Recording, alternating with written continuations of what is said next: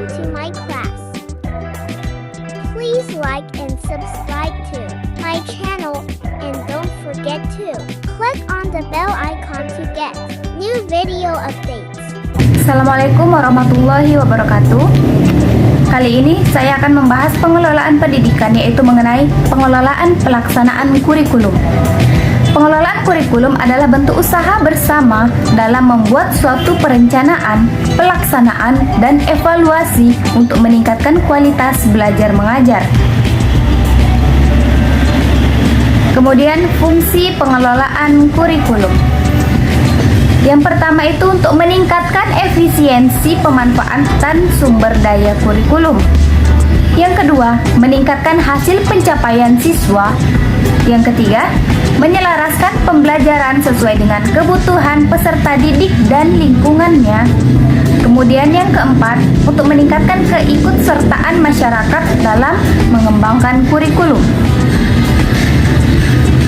Ruang lingkup pelaksanaan kurikulum. Yang pertama itu ada perencanaan.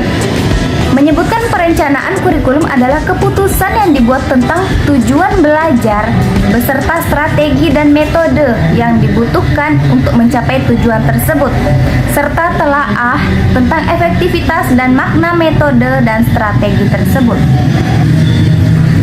Yang kedua, pengorganisasian.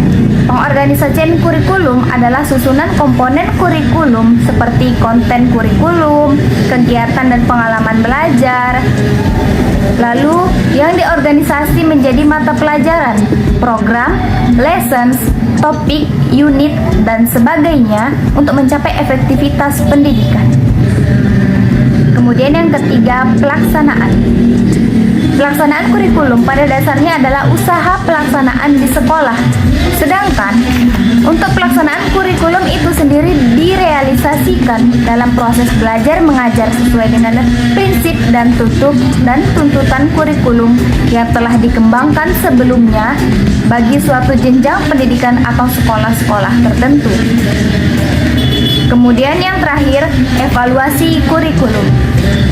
Evaluasi kurikulum ini adalah usaha sistematis yang mengumpulkan informasi mengenai suatu kurikulum untuk digunakan sebagai pertimbangan mengenai nilai dan arti kurikulum dalam konteks tertentu. Prinsip pengelolaan kurikulum. Prinsip pengelolaan kurikulum yang pertama itu ada produktivitas, yaitu bagaimana caranya agar hasilnya itu lebih produktif.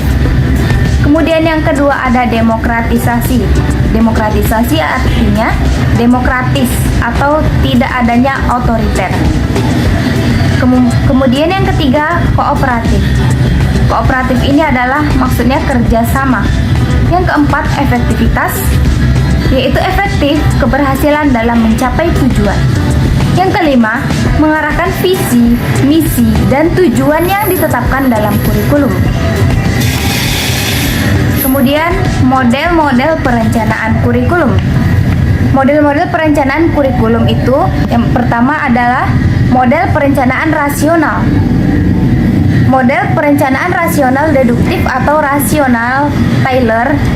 Model ini menitikberatkan logika dalam merancang program kurikulum dan bertitik tolak pada spesifikasi tujuan. Model ini dapat diterapkan pada semua tingkat pembuat keputusan dan tepat untuk sistem pendidikan sentralistik. Model interaktif rasional atau the rational interactive model. Model yang kedua ini menitikberatkan pada perencanaan dengan atau planning with daripada perencanaan bagi atau yang biasa disebut dengan planning for. Perencanaan kurikulum ini bersifat situasional atau fleksibel serta tepat bagi lembaga pendidikan yang akan mengembangkan kurikulum berbasis sekolah. Model perencanaan kurikulum ini didasarkan pada kebutuhan yang berkembang di masyarakat. Kemudian yang ketiga ada the disciplines model. Model ini menitikberatkan pada guru sebagai pihak yang merencanakan kurikulum bagi siswa. Model ini dikembangkan sesuai dengan pertimbangan sistematik tentang relevansi antar pengetahuan filosofis, sosiologis, dan psikologis. Kemudian yang keempat adalah model tanpa perencanaan atau model non-planning. Model ini dikembangkan berdasarkan pertimbangan inisiatif guru dalam ruangan kelas. Sebagai pengambil keputusan, dapat menentukan strategi pembelajaran, pemilihan media belajar, dan sebagainya. Kemudian, tahapan pengelolaan kurikulum. Tahapan pengelolaan kurikulum yang pertama yaitu menentukan pengelolaan kurikulum. Kemudian, setelah ditentukan pengelolaan kurikulumnya, selanjutnya kita itu menentukan tujuan kurikulum. Setelah tujuan kurikulum ini didapat, langkah selanjutnya yaitu menentukan isi kurikulum. Kemudian setelah isi kurikulum itu sudah ada, yang langkah selanjutnya yang akan dilakukan yaitu menentukan metode atau strategi pembelajaran. Setelah ditentukannya metode atau strategi pembelajaran, langkah selanjutnya adalah menentukan sumber belajar. Lalu setelah sumber belajar ini ditentukan, kemudian yang terakhir adalah menentukan bagaimana strategi penilaian atau evaluasi kurikulum yang akan dilakukan. Kemudian, pengelolaan evaluasi kurikulum. Evaluasi merupakan bagian dari sistem manajemen, yaitu ada perencanaan, organisasi, pelaksanaan, monitoring, dan evaluasi.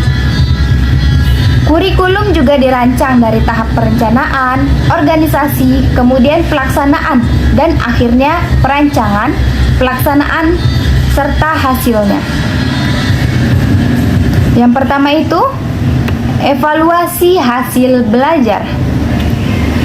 Merupakan suatu kegiatan yang dilakukan untuk memberikan berbagai informasi secara berkesinambungan atau berkelanjutan dan menyeluruh tentang proses hasil belajar yang telah dicapai. Yang kedua, evaluasi program pengajaran,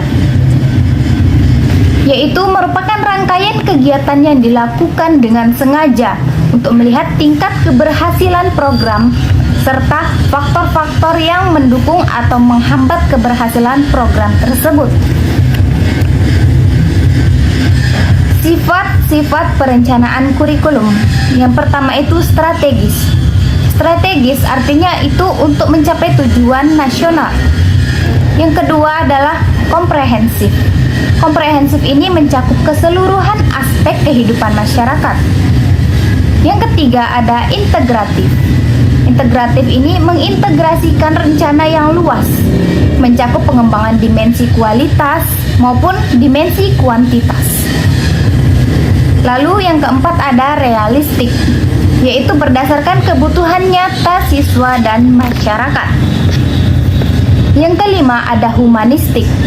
Humanistik ini yaitu pengembangan sumber daya manusia, baik kuantitatif maupun kualitatif. Kemudian futuralistik yaitu mengacu jauh ke depan dalam merencanakan masyarakat yang maju. Yang ketujuh adalah bagian integral yang mendukung manajemen pendidikan secara sistematik. Yang kedelapan, mengacu pada pengembangan kompetensi. Kemudian yang kesembilan, berdiversifikasi, yaitu jenis kurikulum cocok dengan peserta didik. Kemudian yang terakhir yaitu bersifat desentralistik, yaitu guru atau pendidik diberi kewenangan untuk memilih hak untuk mengatur pembelajaran berdasarkan kurikulum. Sekian penyampaian materi dari saya. Terima kasih.